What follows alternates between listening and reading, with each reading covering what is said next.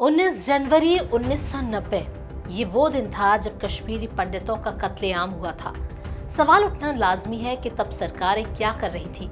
अगर राज्य सरकार बेबस थी तो दिल्ली सरकार क्या कर रही थी। सभी जानते हैं कि उस वक्त ना तो राज्य में फारूक सरकार थी और ना ही केंद्र में कांग्रेस।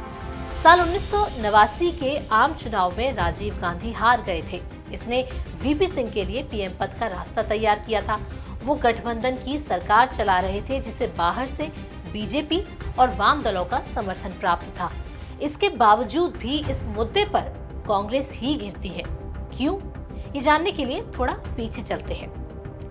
कश्मीरी पंडितों पर जुल्म की इंतहा वाली रात यानी 19 जनवरी 1990 से ठीक एक दिन पहले 18 जनवरी 1990 को तत्कालीन मुख्यमंत्री फारूक अब्दुल्ला इस्तीफा देकर राज्य को उसकी हालत पर छोड़कर लंदन निकल जाते हैं।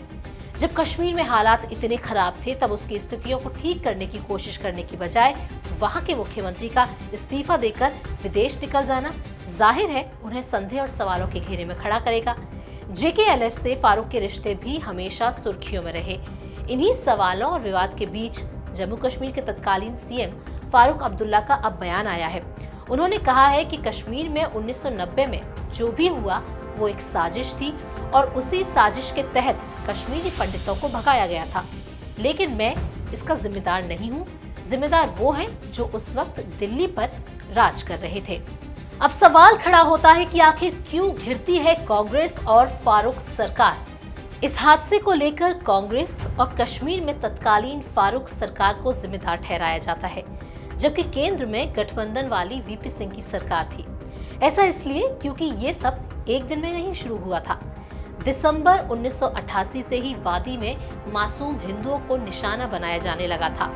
1989 में बम ब्लास्ट और टारगेटेड किलिंग के मामले पूरे राज्य में सामने आने लगे थे। सितंबर 1989 में टिक्का लाल टपलू की हत्या की गई थी। इसी के आसपास जस्टिस गंजू सहित दर्जनों कश्मीरी पंडितों का कत्लेआम हुआ था। ये राजीव गांधी और फारूक अब्दुल्ला सरकार का समय था। ये और बात है कि इन्होंने कुछ किया तो नहीं, बल्कि 1989 में आम चुनाव से पहले जुलाई से दिसंबर के बीच 70 कट्टर आतंकियों को भी रिहा कर दिया। तत्कालीन गवर्नर जगमोहन ने केंद्र को राज्य की स्थितियों के बारे में बताने की कोशिश की, लेकिन राजीव सरकार का रुख उदासीन रहा क्योंकि वो फारूक अब्दुल्ला को नाराज नहीं करना चाहते थे। यही कारण भी है कि केंद्र में तब की वीपी सिंह सरकार को दोष नहीं दिया जाता, क्योंकि इस सरकार ने 2 दिसंबर 1989 में ही काम करना शुरू किया था। लेकिन इन्होंने सब सही किया ये कहना भी गलत होगा।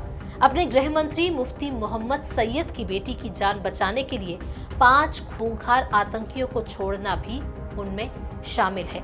सैयद की बेटी को जम्मू कश्मीर लिबरेशन फ्रंट यानी जेकेएलएफ ने किडनैप कर लिया था। बाकी इस विषय पर इतना ही। आप क्या कुछ कहना चाहते हैं? अपनी राय कमेंट के जरिए हमें जरूर बताएं। नमस्कार।